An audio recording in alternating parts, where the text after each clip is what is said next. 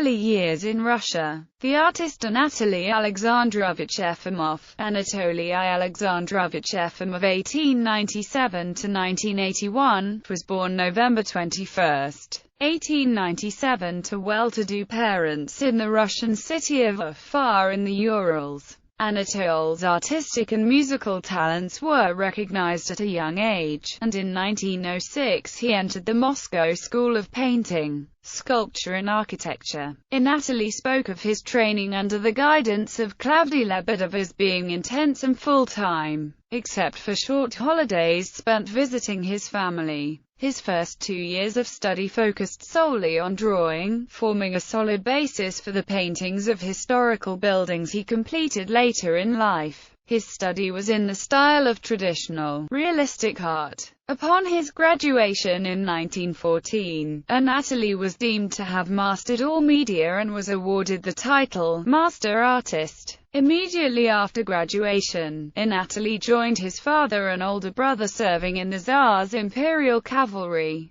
The Bolshevik uprising and the assassination of the Tsar in 1918 brought an abrupt end to his privileged life in Russia. His father and brother were killed in battle and his mother died in a Bolshevik prison. In the winter of 1918, Anatoli and what remained of his cavalry unit left Russia on a 4-month trek through Siberia to Harbin, Manchuria, which was then a part of China. 30 years in China. In the early 1920s, Harbin was home to the largest population of Russians living outside of Russia, over 100,000 white Russian émigrés who had fled the Bolsheviks. Like thousands of his countrymen, Anatoli arrived in Harbin with only the clothes on his back and a few family photos. He soon found work conducting and arranging music for a newly formed balalaika orchestra. In Anatol's 10 years in Harbin, he established himself as an artist in demand with his portraits and miniatures,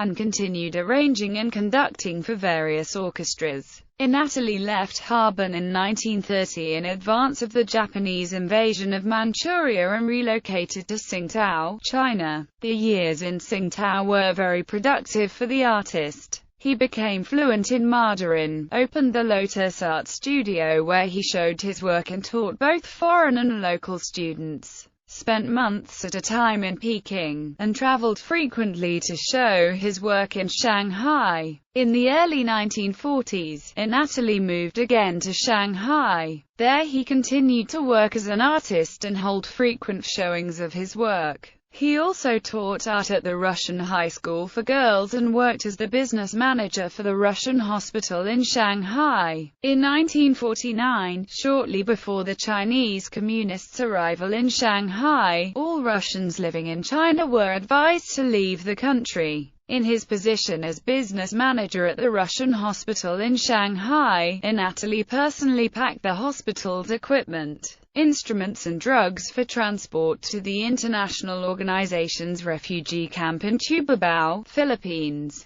Included in the packed crates were a few of Anatol's personal possessions and some of his art created in his 30 years in China. In March 1949, Anatoli became one of approximately 5,000 stateless refugees living in tents on the island of Tubabao. He was interned for 18 months while awaiting approval of his application for entry into the United States. Final years in United States. Anatoli arrived in San Francisco in November 1950. He was 53 years old. His sponsors, the newspaperman Carol Alcott, among them, secured a small duplex for him in Hollywood, California and arranged for his first private showing in the United States in 1951. Efimoff's collection of temples and palaces of Old Peking was exhibited several times in Los Angeles in the early 1950s. In China, Efimoff had shown and sold his work regularly. In Los Angeles, he spurned commercial galleries and despite many requests,